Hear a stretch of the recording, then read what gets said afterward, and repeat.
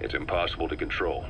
Both sides build up grudges like debt, without the foresight to see that each act of revenge just fans the flames. And then it's too late for other nations to rush in with peace talks. The embers keep on smoldering. Each nation's arrogance only breeds anarchy. The world is paralyzed by this hunger for revenge. Cyprus is no different.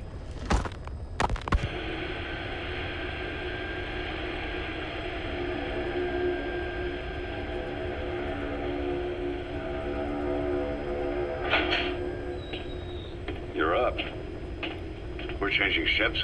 We can't go sailing the Suez in a whaler. The Suez Canal. When did they reopen it? Not long after you were attacked. Once they finished sweeping it for mines after the Arab-Israeli conflict. Can you stand? We're going to transfer to a container ship for passage through the Suez.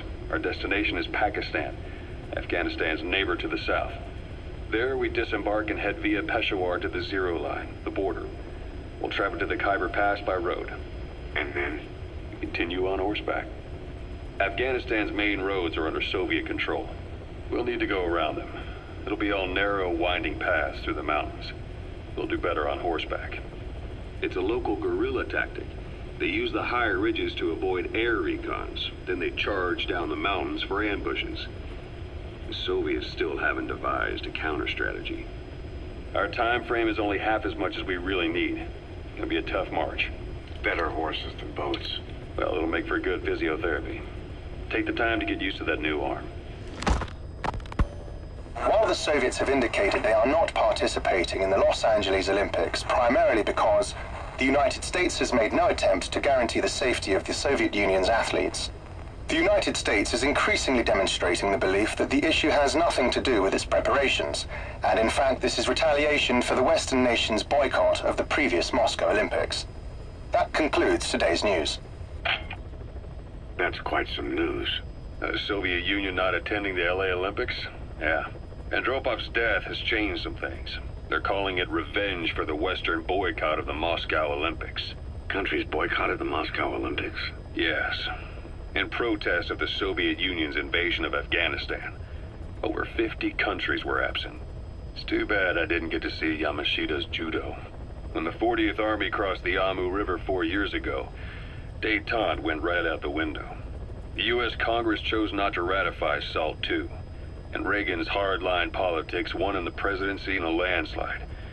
According to him, the Soviet Union's an evil empire. The Second Cold War. And there's been no end to regional conflicts and civil wars. Lebanon, the Falklands, Grenada, Iran, Iraq. The story never changes. Egypt and Israel did sign a peace treaty. But then the driving force on the Egyptian side, President Sadat, was assassinated afterward. Apparently his actions were considered a betrayal of his fellow Arabs. Islamic extremists? Yes. Fundamentalist extremists have been responsible for some bold acts of terrorism in recent years. We've had extremist students in Iran take U.S. embassy workers hostage, and suicide bombings in Lebanon. Over 300 foreign soldiers stationed there have been killed. But countries have yet to develop an effective means of dealing with terrorism. Afraid of losing their own men, they've pulled their forces out, handing private forces a golden opportunity. Private forces? Small armies with no national affiliation, working for the highest bidder. That's right, they got the idea from you. After Mother Base went down, they began spreading to meet the soaring demand. Miller's organization is just one of many PFs now. The entire world is after you. But at the same time, it needs you too. Miller told me about what happened in the Caribbean 9 years ago. You do remember Miller. You'd formed a private army with him. An army with no allegiance to a nation. I remember, but... I see. You're not sure what's fact and what's a fantasy caused by the coma. It's still all a mess, huh? All I can do is tell you the facts as they were told to me.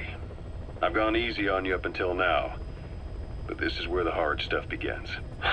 1974, the year before you entered your coma.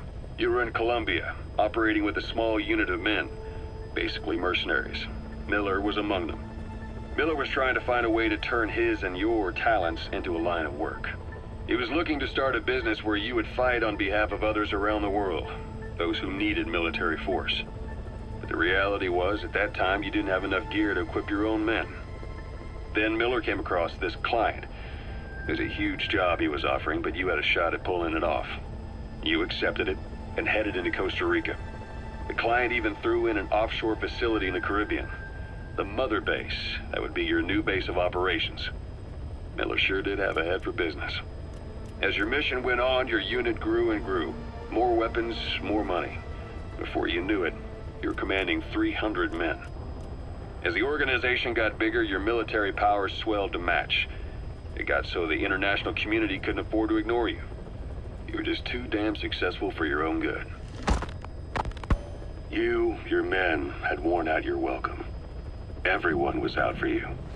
East, West, First World, Third. It was only a matter of time before someone took you down. And that was XOF.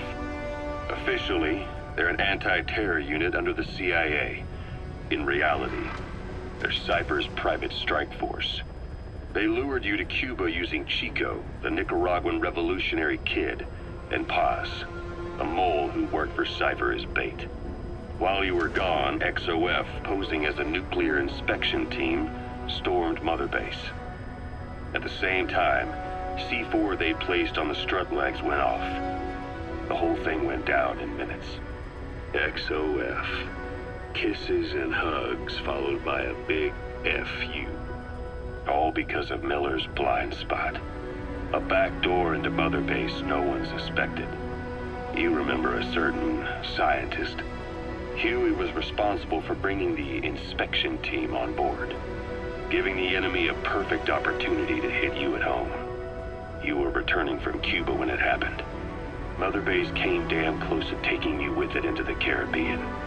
Those of your men out on assignment returned right away. They refused to believe the wreckage in the water they found was Mother Base. But they checked the coordinates again and again, until reality finally settled in. You were supposed to die that day. That was XOF's primary objective. As far as most folks know, you did. The first doctor to see you wasn't even sure what he was looking at. Before they'd even finished operating, your men moved you to that hospital in Cyprus. It was a woman named Eva who arranged that. Rings a bell, huh? Most men in your condition would have been written off right from the start. But you survived. You went straight down to hell, and they pulled you out. Your eye wide open. Full venom. The days of Naked Snake are long gone. Welcome back, Venom Snake. This world still needs you. Here, Snake, try this on. A prosthetic arm. Yeah, Miller was calling it the arm that wasn't there. The physiotherapy's going well. Your arm's bulked up enough for it to fit. There. Perfect. A little time with it, and it'll work better than the real thing. What do you think? Huh. I can still feel my real arm. Well, you better get used to this one quick. You have any pain? Every now and then. Where?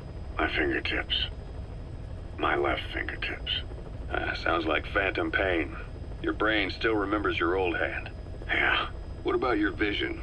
Can you see okay? Yeah, at the moment. Now, the shrapnel in your skull is pressing on your optic nerve.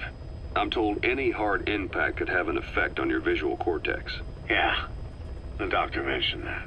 Your brain might process visual information incorrectly. In other words, you could have hallucinations. You might see things that aren't there, or not see things as they really are. You experienced any of that? I think so. When? Right after I wake up. Colors look faded. Colors, huh? Well, that's not a major concern in and of itself, but it could mean the difference between life and death in the field. You'll need to watch out for that. I will. All right. You should continue your physio. We'll be arriving soon. It's the last chance you'll get.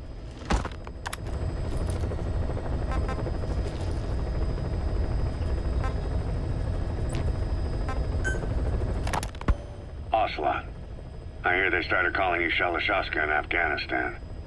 What's that about? You know the term Sharashka? It's slang for a suspicious, hastily thrown together organization.